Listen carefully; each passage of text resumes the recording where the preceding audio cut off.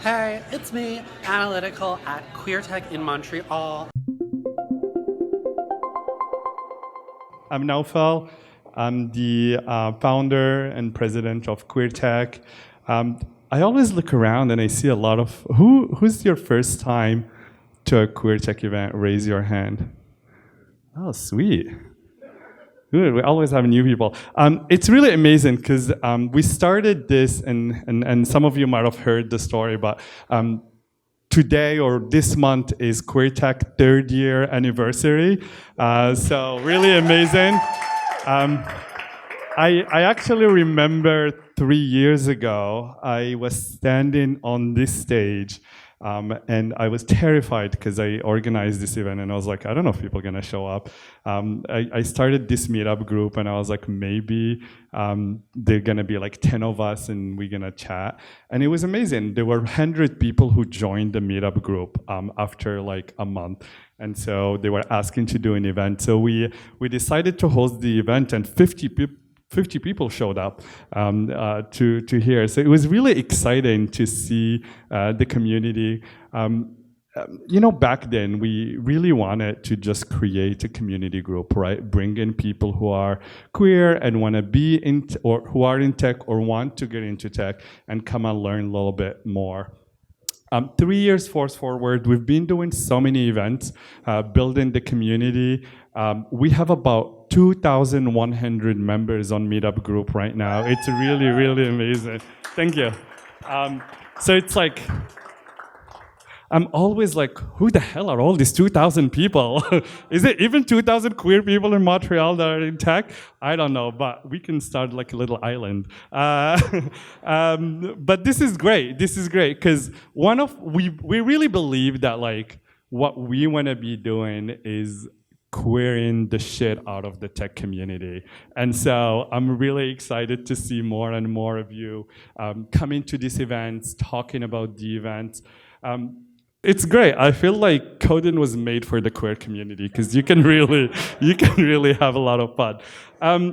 When we were hosting, I remember a few months ago, I was looking online and I came across a video of Analytical, and I was like, who is this person? And so I started looking on YouTube, and one thing that I loved is like finding other community members who are thinking the same way. They're thinking, how can we help the community to understand tech? Right? And how can we simplify it a little bit more for people to understand what does it mean to code and how do you code, right? And so since then, I really loved been watching their videos, and we're really excited to have Analytical, who came from New York today to come in and talk to us why she started the YouTube channels and talk about and talk a little bit about the goals that are behind that. So I was like, this is amazing. I find really good speakers to come in, and then we're partnering with Lighthouse Lab, and we're gonna have some amazing people who are gonna come later on the panel to talk about their experience. But then I was like, someone amazing should moderate this. And so I remember a few months ago, we hosted an event, and Eddie was part of that panel. It was about, if you guys remember, it was early this year, maybe in April, and it was talking about the importance of pronouns and what does it mean in the workplace, and really how we educate people. And one story that I remember from Eddie is they said that they learned how to code on their own. They stayed at home, they learned online, and today they build websites, and half of their time is professionally is working in tech. And I find that really amazing and inspiring, because it's really hard to sit yourself down on your own and learn something these days, right? Facebook and Twitter, and you get distracted with so many things. So it takes a lot of discipline to be willing to do that. Eddie is a queer, non-binary entrepreneur. They work as well in conflict resolutions. They have a company that they manage, EGH, conflict mediations. They also do coaching, they do consulting and training, and really great to look at them very involved in the community. So without further ado, I'm going to be inviting our speaker for the night and our moderator. So the structure we're going to do a fire chat for a little bit, and this is your opportunity to ask all the burning questions you have for analytical, and then we will invite the rest of the panel to join to talk to you more about their experience at Lighthouse Lab. Sweet. Welcome the speaker and moderator. Woohoo! So thank you so much for coming. I'm really excited to be your moderator tonight. I'm also a bit nervous because I've never done this for Queer Tech before, so this is very exciting. I've never done this either, so. Can we give them a huge round of applause? Show them all the love.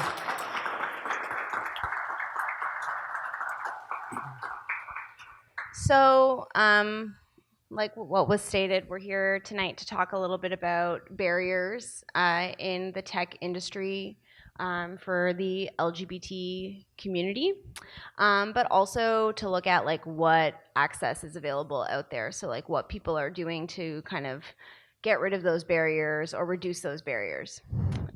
So just in case, I just want to make sure we have a shared vocabulary going on in case anyone doesn't know what the acronym LGBT stands for. It's lesbian, gay, bisexual, transgender. I also love to add an I in there for intersex, and I also love to add a 2S in there for two-spirit. It is ever evolving, and there's probably other The Q for queer, you know. Oh my God, I forgot the Q. Oh my Or God. literally at Queer Tech. I literally forgot the Q. All right, we need a new moderator. Next. Oh my God, what a start. So let's start off by introducing our special guest, Analytical, everybody. Welcome, Anna. Hi. So you work at Google by day, yes? Yeah. Very cool. You want to tell us a little bit about, like you by day and you by night?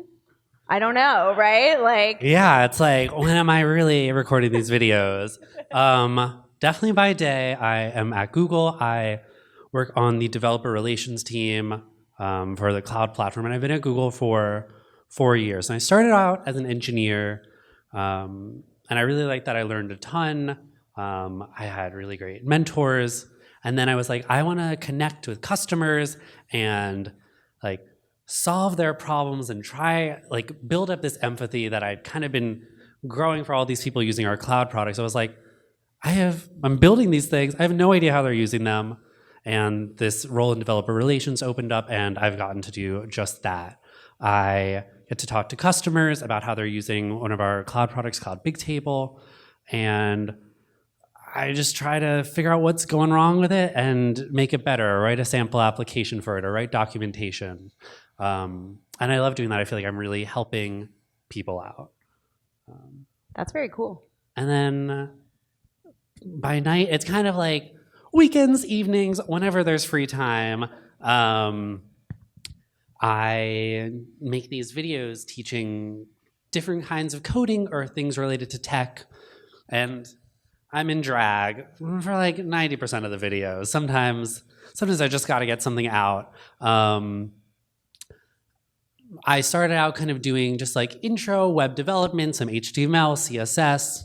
Then when RuPaul's Drag Race started out, I was like, oh, maybe I can steal some people from the Reddit Drag Race community and just make as ridiculous meme websites as I could. Just like click around, get funny sound, make some soundboards. And I just posted them there, and people were really engaged with that. It was kind of like the web in like the 2000s, where like there was like a soundboard, every website was like a little janky, but it felt like you could really do something or build something quickly. So I was like, okay, here's a 10-minute video showing you how to make a soundboard. Just download some of these files or even start from scratch, bam, make a soundboard for your like favorite pop icon, or like bam, make like a website where your mouse turns into like a drag queen and they like make funny sounds. And that was just kind of like a fun way to start getting people involved. And then lately I've been kind of doing a more structured intro to computer science series. I figured like that's something that like there are so many people trying to do intro to computer science, and that's kind of a great way to take the next steps to being, I want to be a developer, I want to get a job in tech, how can I learn computer science? And while there are amazing options out there, if you're kind of like in that math mindset or already like learning a bit, I found a lot of them to be like really dull. And I was like, let me take drag and like make these videos really fun, use fun examples, use like a lot of energy, and just kind of follow like YouTube meme culture, like bam, bam, bam, quick editing, like just getting out the content, watch it 2 times speed if you want to. So yeah, that's kind of like where everything is now. And That's a lot. It's like I'm living like 3 lives. It's a lot. I mean, I have to say, I'm somebody who learned coding primarily through videos. And I watched some of yours when I got asked to do this. And I have to say, yours were definitely a lot more exciting and engaging than the Thanks ones for the views. that I was watching. Definitely more entertaining. And I really appreciated that. And I actually did want to ask you, like, you know, how did you come up with Anna? And like why did you decide to use drag? Like you did mention a little bit that you wanted to like make it more exciting, and so you picked this like drag element, but was there like any other reason why you chose specifically Anna and like specifically drag? Yeah, so I started doing drag about like 2 years ago. I was kind of like, I'm living in New York City. I was kind of feeling like have this great job at Google. I have like all these friends, but I felt like there was something missing. And in high school and in college, I did a lot of performing and went to a lot of theater, and was like, I want to find a way like I can express myself and kind of like have this creative outlet. I was also like, I should probably watch some pop culture to talk about it with all the other gay people that are around my life. So I was like, all right, I'll get back into Drag Race. And I watched like a season. Again, I'd seen a few seasons at the start, and I was just like, oh, well, this is what I should be doing. This is like a thing that I can connect with and bring whatever I want to. I don't have to do like lip syncs. I can go and do like stand-up comedy, or I could bring like slam poetry in, or I could just bring anything in. And in the end, I bring tech. It's like there are no rules with drag, and I didn't want to have to go join some like big chorus, have like 3 meetings a week, or join some production, some play, and try to fit that into my schedule. It was like drag, it's on my time, and I get to do it the way I want and express myself the way I want, even if it's like a little bit of a mess sometimes. And scroll down my Instagram and you will see the mess. But I had fun with it. I really had like a great time being creative that way. And then I would try to bring some kind of science or tech into that a little bit. Like one time I made this dress that had like bags of baking soda and vinegar in them. So I would like take off a belt and then it would kind of inflate. It didn't work so well, but like the idea was spot on. I tried to do that to like a Charlie and the Chocolate Factory of Violet Beauregard. Violet, you're turning violet. So like I tried to bring these things in, but I still felt like, okay, I'm being creative. This is taking up hours and hours of my time. I need to slow down. And I also felt like compared to the other queens that were performing, it's like one of my drag sisters, Jasmine Kennedy, will literally do backflips and stilettos in like this much room. And I was like, well, how am I supposed to gag people at a dive bar on a Monday night at like midnight with like I don't know, whatever I was putting together.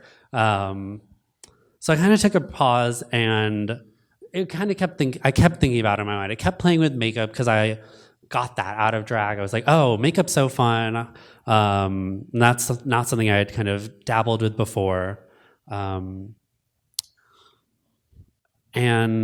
then joining this new team, actually, I was inspired by a lot of the people on my team who created a ton of content.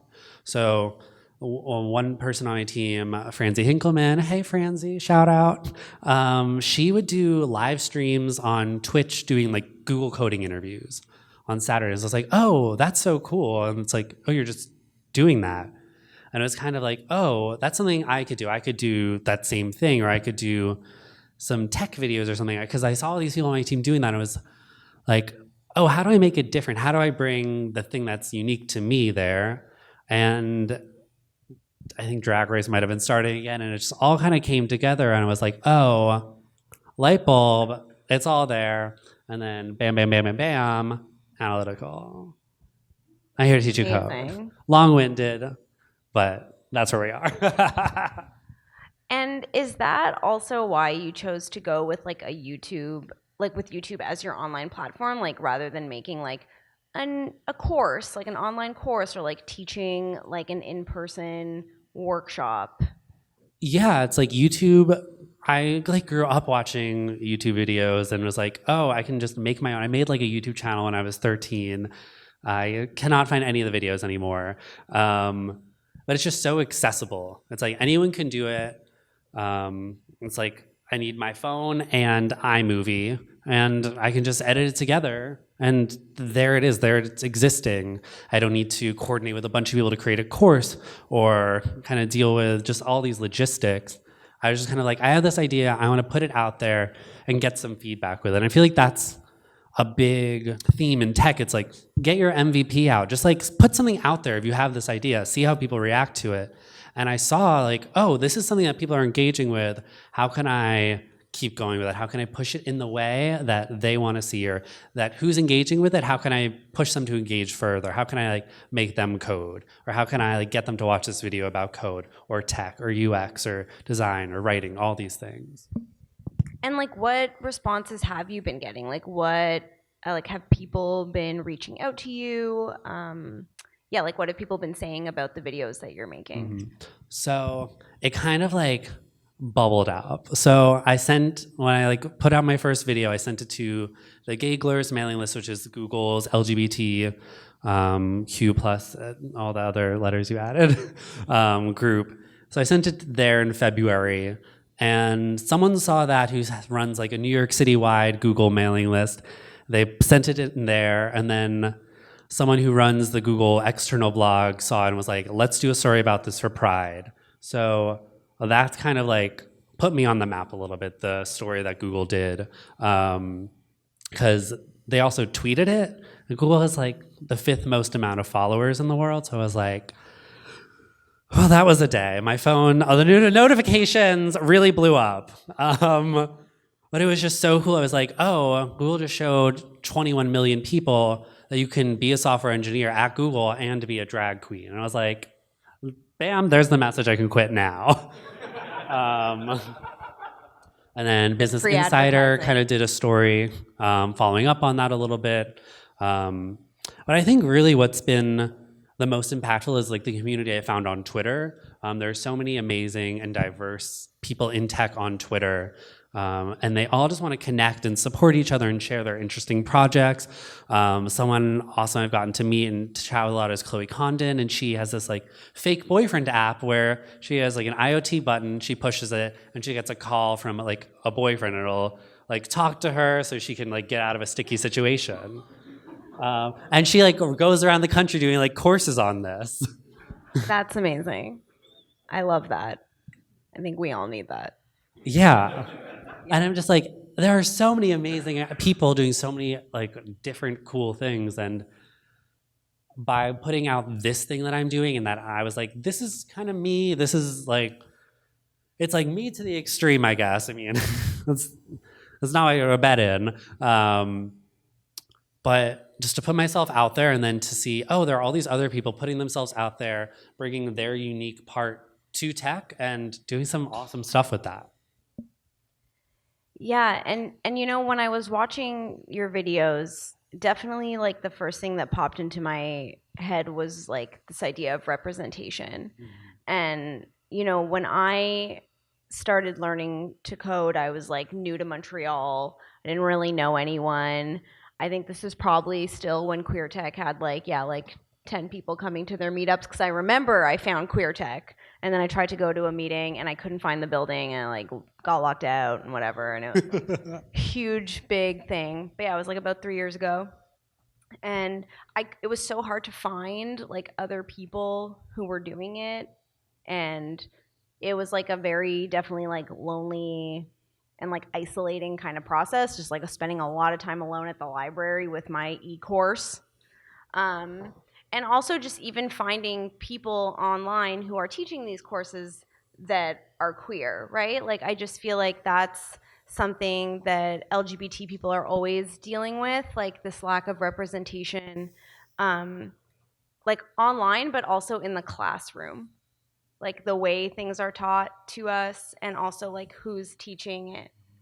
And I really, really liked that, like about your videos, like the queerness of the videos, the gender nonconformity, like in the videos, made me instantly more engaged, like as a queer person.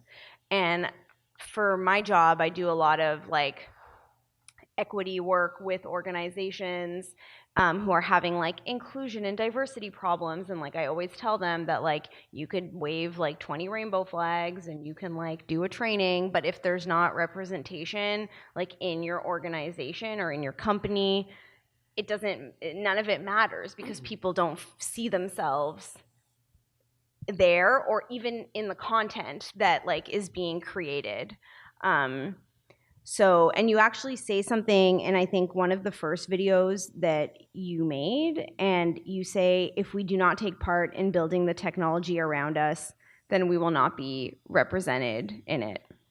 And like that definitely like really spoke to me, and I was wondering if you could maybe talk a little bit more about that, like why representation is so important, and if you could also maybe provide some examples of like what you mean by that. I mean, that quote, like, if we do not take part in building the technology around us, we won't be represented in it. It's about we. It's not just me or you. It's everybody should kind of feel like they see someone that represents at least part of themselves. I can't represent everybody. I mean, outside of this, I'm just a white guy, like, walking around. I have so much privilege. And I don't want to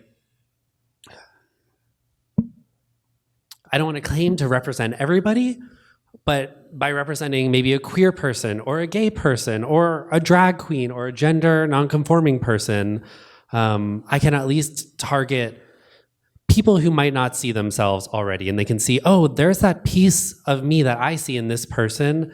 Then they can look to me as someone, as a mentor or someone to look up to. With regards to why representation is important, there are just so many aspects of each of our lives that we can't understand about each other. And one thing I talk about is like a gender form, where you're not going to get your gender representation might not be listed correctly, or Kara Swisher was just talking about this. She filled out like a form for a hospital where she just had a child, and it lists like mother and father, and it's like she's a lesbian. There's two mothers. She's not putting her name on the father field, and it goes beyond LGBTQ issues. There are so many issues. Another thing I see is like I have a chronic illness, so the way I get my medicine is I fill out this super long form on like a medical app that's really buggy. I have to like enter in a ton of information, and then they'll send me like a huge box like up to here with something that's like this big in it. And I'm like, clearly no one who built this app has had to go through the same issue. It's like, yeah, I can live with it, but it's like we're wasting like a huge box, a ton of styrofoam, and just like my time. Like, I don't want to have to fill out this form. And it's like, already it's like, you just get angry. And there are so many ways for us to just, even if we have the language to talk about, oh, this form, maybe they should autocomplete these properties every time if they're always going to be the same. And just the time that could save the person and make them feel, oh, this was made to make it easy, not to make it hard. Yeah. I'm like, I can think of many. I feel like this is me every time I try to go on any City of Montreal website, and I'm just like, when was this built? When was this last looked at? Just like so many bugs. Or like when I try to go on like the municipal library website and like can't log in, and it like refuses to ever remember my password or my card number. Yeah, and it's like, yeah, that's annoying. But then when you think about ways where like LGBTQ people can encounter these issues, and it's not only frustrating, it's almost saying like, oh, the way you're living isn't valid. It's a mother and father, not mother and mother, parent one, parent two. So it really goes, with some of these issues, it can go beyond just frustration. It can really be getting at like, it's just like one more thing that's like, oh, we didn't think about this. We didn't like consider you. And can like be an actual, like a physical barrier for many, right? Like if people cannot complete something, or if like they cannot use an app as it is intended to be used, right? Then they can't use the potential service that they're trying to get. Yeah. Another thing you kind of spoke about was representation in the classroom. And I learned computer science in high school. I kind of did a class, but most of it was like being taught in the closet of like the computer science teacher. It was just like me and him one-on-one. And I was very grateful to kind of have someone who would sit down and like work on something with me. But it's just like the people I saw, like I was like, oh, I don't know if I like fit in with them. I don't know if I want to like be a person who's always coding, or kind of like self-hating nerdism almost. So I think that's something where it's like, oh, if you see your friend taking that computer science class, you're like, oh, maybe I'll take it with them so I can just have a buddy in there. It's like always something I've heard, oh, I should take computer science and I can do it with my friend, rather than just all the other people who you don't feel like you connect with. Yeah, and that actually brings me to like a question, and a thought that I had, like as somebody who is self-taught. I did have a mentor for 2 years that I got paired up with, like a local mentor, and he was amazing, and I still bug him when I like can't figure something out. But one of the great things that I noticed is that there's so much open source information. Like you can just like Google anything and you can find an answer to anything. You can find a free resource, and that's awesome. And I think that has to do a lot with the fact that like people in programming are kind of always learning, because everything is changing so fast. The languages are changing, the syntax is changing, like everyone's always like having to do this. But there's also a lot of opinions about who's like a real developer. And I always see these on these like Reddit threads, or also on Facebook. Horrible place to read the comments of anything, but just like a lot of people who I'm perceiving, like, so again, I'm making an assumption here, but I'm perceiving them as men online, being like, no, the only people who are real developers are people who have like these computer science degrees, people who go to boot camps, not real. Self-taught, not real. They have a lot of really strong feelings about this. And the thing that's really funny is that I know a lot of trans people specifically, and actually specifically trans women, who did go into computer science and had to drop out of their programs because of all of the transphobia, transmisogyny, racism, like if they were like a trans person of color, like all of the shit that they had to experience in their programs that they actually had to drop out. And so I thought it was really funny that like these people are phrasing it like these alternatives are like, you know, not real, but the reality is that these like alternatives for some are like the only option. Like to be self-taught is the only option, or to like go to a boot camp is the only option for like potentially safety reasons. And so I want to know your feelings about that as somebody who did computer science. And are these people just trolls and we should ignore them? Is there actually like a place in tech like for people who are self-taught? Like, can we find jobs? Like, can you set the record straight? What do you think? Yeah, so I was one of these people. I mean, I wasn't so adamant about it, but I was like, I do my traditional computer science like degree, and I was like, oh, those like boot camp babies, like they don't know what they're talking about. But my mind has totally changed, and I think all of those people you're talking about, I think their mind could easily be changed. I think part of it was getting to work with amazing engineers who came from coding boot camps or were self-taught, and getting to see, oh, there are people I'm working right beside that are equally as competent, if not more competent, and they didn't have the same background as me, and that's totally fine.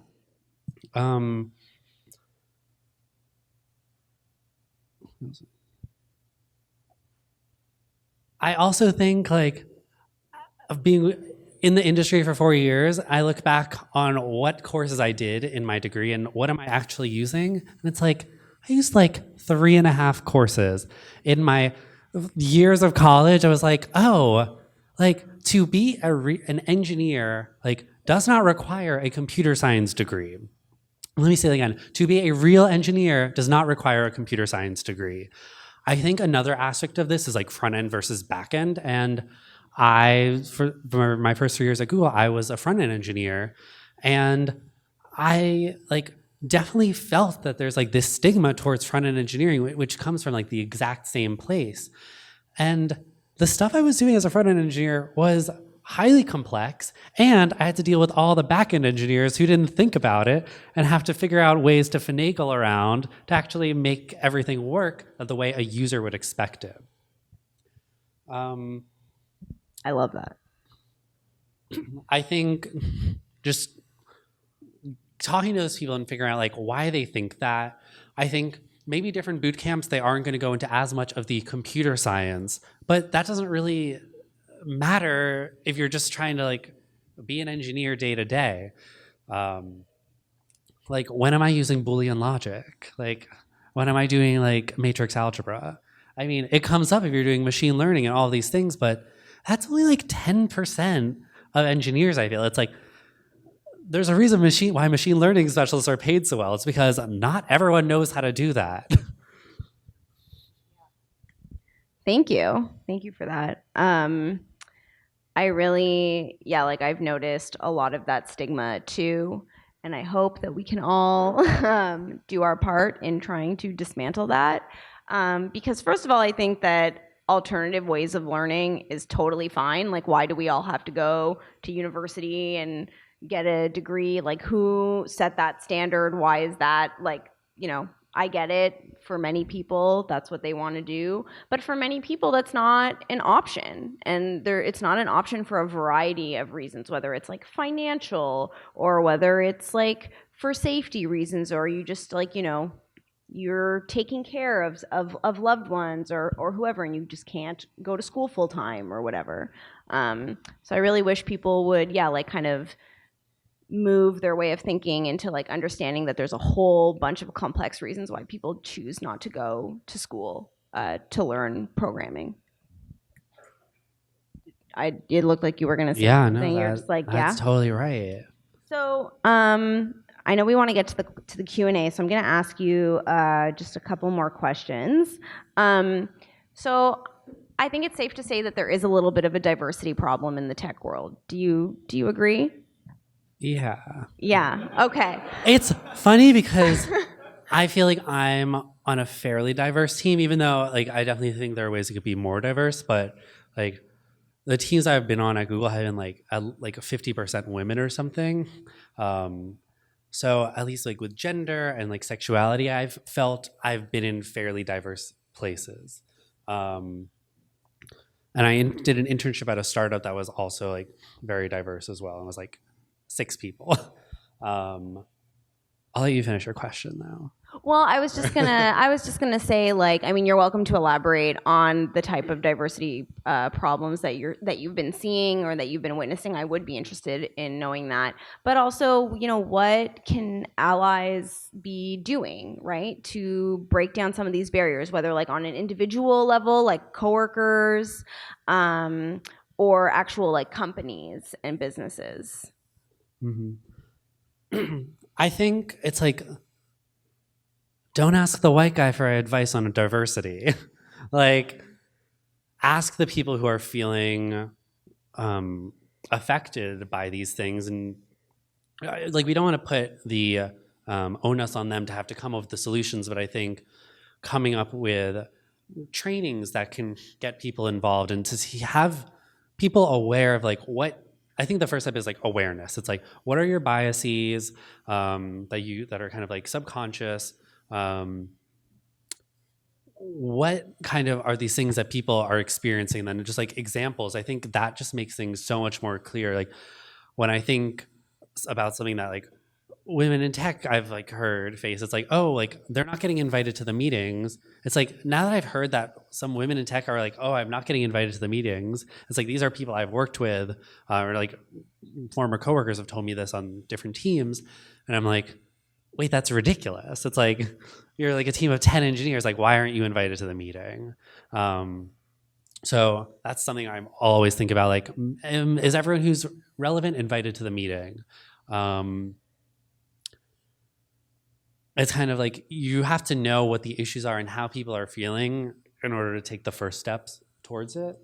And then part of that is also just education. It's like we need to make sure that there are the right, like a diverse set of people in the pipeline learning to code and feeling like when they get to a place where each stage of learning to code, they should make sure they feel they are supported, are being heard, and when they get to work, they should make sure that they are feeling supported and respected and heard and have a safe environment to work in. Yeah, I agree, and I really like what you said about like, you know, who's in decision-making positions, right? Like I think a lot of the time what I end up seeing is that people want like diversity and inclusion, but then when you look at who's making all of the actual decisions, the people that need to be in those meetings are not there, right? Like that's where like the white guys are sitting in there. Maybe there's a white woman too, I don't know. They're probably all cisgender, that's my guess. Like those are the people that are then in there like making the decisions, and often the decisions about diversity too, which I'm just like, why? And I get what you said, like you don't want the onus to be on the marginalized people to be telling you exactly what to do. But I'm sure, you know, you can invite people to the meetings and they can make the choice themselves of like whether or not, you know, they want to be there and how much they want to, like how much energy they want to exert in sharing information. And I also think there's a difference between asking people for their input because you sincerely want it. You're like, we want you to be part of this like decision, versus we want you to sit here and teach us what we're doing wrong and how to fix it, you know? So finally, my last question for you is, are there any cool projects that are being done by like LGBTQ people that you want to tell us about, or any like people, like developers, engineers, like people that you think we should know about, that we should look up? Sure. I mean, I've mentioned a few. I mentioned Franzi, who does some coding questions on Twitch. I don't know if she's still doing it, but I'm sure there's interest. She would get back into it. Chloe Condon, who's kind of doing lots of interesting tech projects. In terms of LGBTQ people, there is this cool project, Kikipedia, and it's kind of just like a drag drag show like website aggregator, so it kind of lists all the shows in different areas and kind of tweets about them. That's like really one of the few tech, like LGBTQ tech projects I can think of. I know there are a lot of like LGBT tech meetups. There's Out in Tech, which we have in New York, and it's in a few other cities. A friend of mine's recently started doing this meetup QX, which is like queer UX and tech. And they've done a few events. They did one at OkCupid, or they had like the CTO or CEO of Scruff, someone from OkCupid, someone from Tinder. But yeah, it's like I think there's a lot of events, but I think I'd love to see more like how can we like get the tech and the LGBTQ stuff like combined a little bit better. It's like I see a lot of happy hours for LGBTQ people in tech, and not a lot of like hackathons. So like have that there's Pride Hacks here. I think that's so cool. And if we can get that in New York, let me know. Now Phil and I are gonna talk. Yeah, and I think the fact that we're even like, oh, like who's doing stuff? I'm like, that is part of the lack of representation, right? Because it's not like these queer people in tech don't exist, right? Like we exist, we're there, we're doing stuff. There's Tim Cook, he's doing Apple, But most are flying a little under the radar. So I think we can do what we should do what we can to lift those voices up.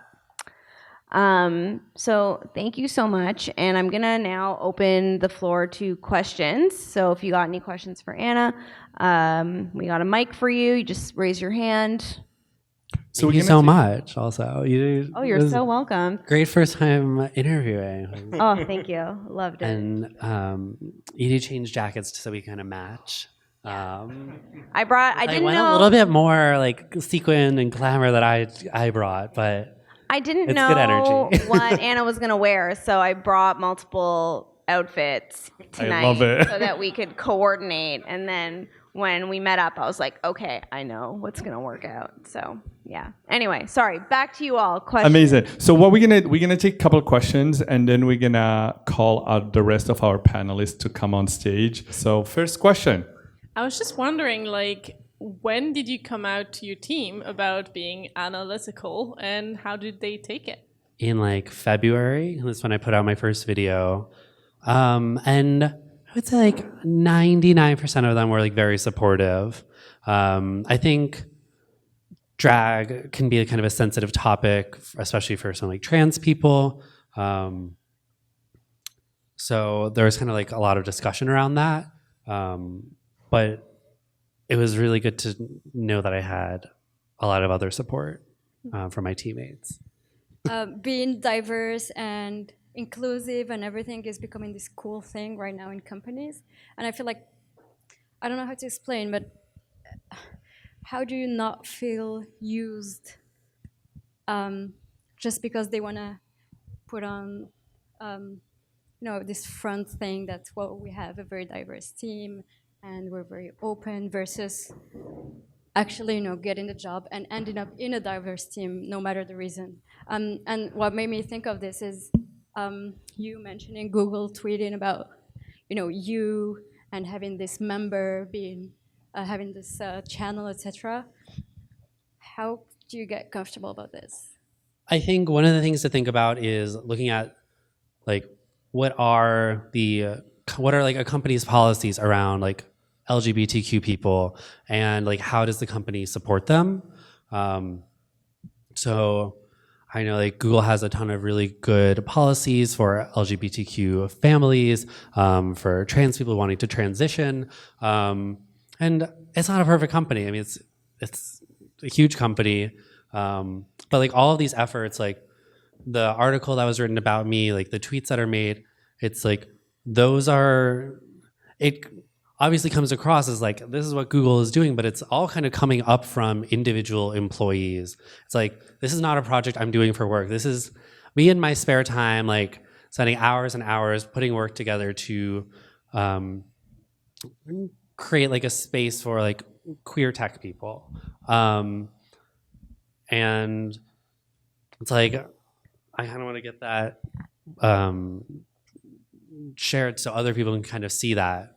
I'll be just looking for, a diverse team, but then getting there and realizing, because this is actually something that happened, Okay. just realizing that they try to make sure that they can say they have a lot of diversity. So yeah, I think it's like looking at their policies, looking at who their employees are. Like, I mean, if it's a 3-person company, that might be a little hard to like know where it's going to go in the next 30 people. But if it's a 30-person company, you can probably start to get an idea of who are the types of people they're hiring. Ideally, in your interview process, you should have a moment where you're able to talk to someone maybe similar to you and ask them questions about what it is like to work there and try to get a candid response. I use like Glassdoor when I was looking for jobs to kind of see what are the reviews of this company. There's an app, Blind, where a lot of people will post just different reviews of their company or like lots of different information. So really like dig into that company if it's something you're concerned about. Maybe bring up a few things, like if you are like queer LGBTQ, you could bring up, oh, what are your policies around like, I don't know, like LGBTQ families or something. Even if it's also something you're thinking about right now, it's like down the line, that's something you want to think about and you want to know, oh, that's baked in. They're a supportive company through and through. Like, I know that's something I can move forward with. Or you could talk about, like in the interview process, I think it's helpful to bring it up. Like, oh, I'm involved in this queer tech meetup. Is that something I could do like as part of my job here and bring that in? Or like, I want to go to Grace Hopper. Is that something you would support? Or other kind of different conferences. But yeah, there's really no way to know once you're there. It's just do a lot of research. And that's kind of like one of these things where it's just like another thing you have to think about as like someone queer in tech. It's like, yeah, there are a ton of companies that are really supportive and have great policies. But there's always something like in the back of your head where it's like, oh, is it really going to be that supportive? Is this company, am I taking this risk? And like even as acceptance grows and grows, it's like there's just still all these things that we have to think about. Yeah, I agree. And I think in the tech world, it's complicated because a lot of us are like, oh, do we want to work for these companies? Like these like really controversial companies, like I know a lot of friends who are very conflicted where they're just like, I don't want to work for this company because of this thing they did here. I don't want to work for this company because they sell this or like whatever, and I think that's like it's like, oh, they might have a really good LGBT policy, but then they also like are okay with this other thing that I'm like not really comfortable with. So it's kind of hard in the tech world because you're dealing with a lot of like really big. It's hard in the companies. world. Yeah, it's hard in the world. I'm kind of trying to keep it like relevant to the people here. But yes, I agree. Like with any job, and usually for me, like I look at what are the values of a company, which I think should be listed, like it should be available. Like I'm like, what are the values of the company? And then if I get an interview with the company, I want to ask them like, what are you doing physically, like tangibly to meet these values? Like I want to know, and usually you can tell by their answers, like. And you can look at the like, HRC index, the Human Rights Campaign, they do like an index each year about like how like different metrics that are for LGBTQ people. So that's like another thing. Or like doing some digging online, like you said, finding people who've maybe worked there before and like seeing if you can get a little bit of insight. But it is very hard because you're right, like inclusion, diversity, whatever, it's very in right now. I should know I get asked to do like a training every week and I have to be like, no, don't do that anymore. But it's because like it's not enough, right? Like I think that's a great first step, but a lot of people worry that it's just like a way to be like, oh, we did this thing and now we don't have to do anymore, right? But the training is just the first step for the rest of the rest of the work. Yeah, absolutely. So give it up to Analytica and Eddie This was very, Thank you. Great. Hey, I hope you enjoyed my fun talk at Queer Tech. For the rest of the footage from the event, there was an amazing panel and discussion. Go check that out on their channel. There will be a link in the description, so go look it up. All right, bye everybody.